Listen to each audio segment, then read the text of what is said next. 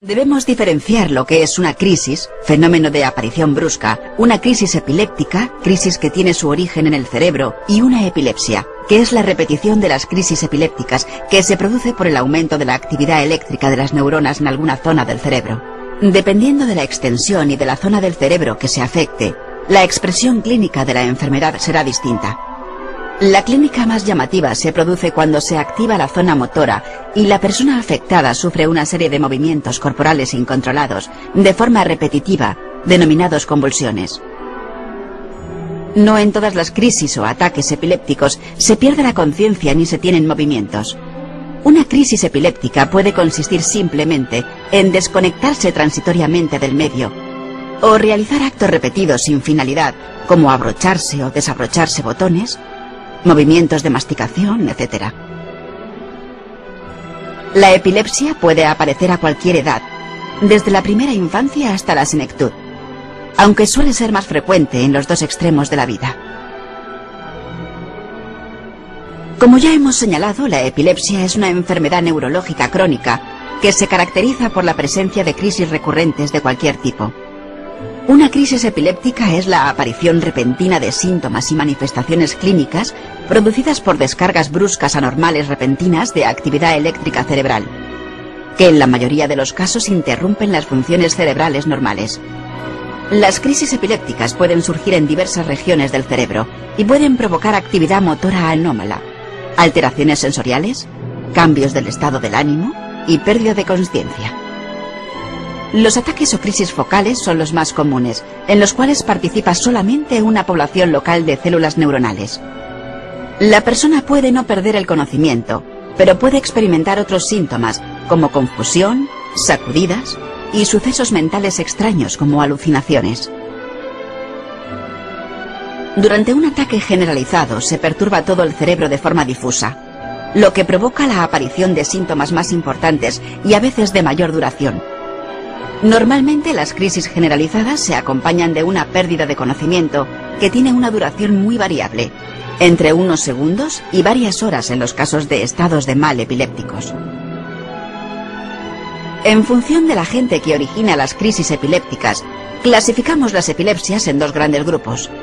Las primarias, en las que en su origen suelen encontrarse trastornos importantes de base genética y donde no se detecta ningún daño en la estructura del cerebro.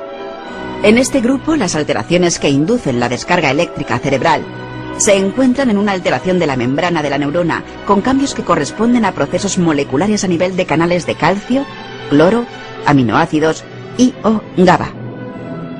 El grupo de las epilepsias secundarias corresponden a los procesos en los que un daño cerebral previo es el causante de la crisis epiléptica.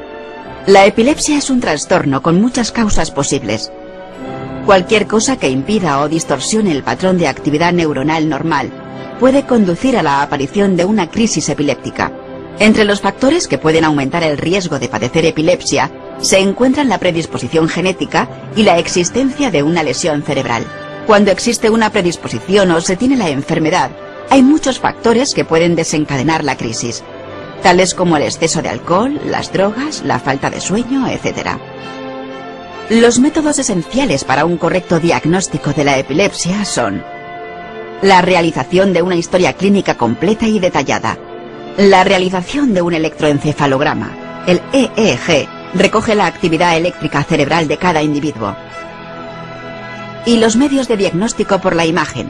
El principal es la resonancia magnética, que van a recoger los posibles cambios estructurales que den origen a las crisis epilépticas, tumores, malformaciones, hemorragias, etc. Los síntomas dependerán del tipo de crisis con que se presenten y de la zona del cerebro afectada. Hay dos tipos de crisis epilépticas. Crisis parciales. Son aquellas en las que la actividad epiléptica comienza en una zona determinada del cerebro. Las características de la crisis dependerán, por tanto, de la zona cerebral donde se origine. Crisis generalizadas. Son aquellas en las que la actividad eléctrica epileptiforme se manifiesta en todo el cerebro. Habitualmente se manifiesta con movimientos bruscos de todo el cuerpo. Si la actividad epileptiforme comienza en todo el cerebro, se denominan primariamente generalizada. Si se originan a partir de una crisis parcial, se denomina secundariamente generalizada. Un diagnóstico cuidadoso y exacto del tipo de epilepsia que padece el enfermo es fundamental para encontrar un tratamiento efectivo. Hay muchas formas diferentes de tratar la epilepsia. Los tratamientos actuales, fármacos antiepilépticos, cirugía de la epilepsia, etc., pueden controlar los ataques al menos durante cierto tiempo en aproximadamente un 80% de los pacientes con epilepsia. Sin embargo, el 20% restante de los pacientes epilépticos tienen ataques que no se pueden tratar adecuadamente con los medios disponibles actualmente. Por ello, se están investigando nuevos tratamientos y fármacos con distintos mecanismos de actuación.